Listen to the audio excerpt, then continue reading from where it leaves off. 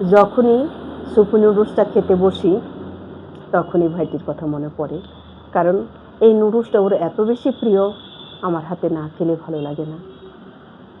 চিন্তা করলাম ওকে একটু ভিডিও কল দিই, উদ্দেশ্য একটা, ওর জিভে জল আনা আর পাশে না থাকার আফসোসটা একটু বাড়িয়ে দেওয়া। ভাইয়ের প্রিয় সুপি নুডলস বলে কথা। দুনিয়াতে সবচেয়ে বড় কঠিন জিনিস কি জানেন?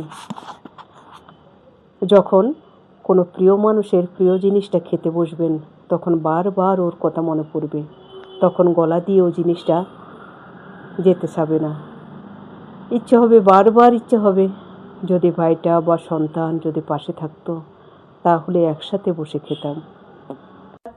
এর মধ্যেও আমার খুশি লাগছে, ওকে একটু ভাগ দেওয়া লাগছে না, আমি একটু বেশি করে খেতে পারছি। ও যদি থাকতো হয়তো বেশিরভাগটা ওরে দেওয়া লাগতো, তাই নিশ্চিন্তে খেতে বসলাম।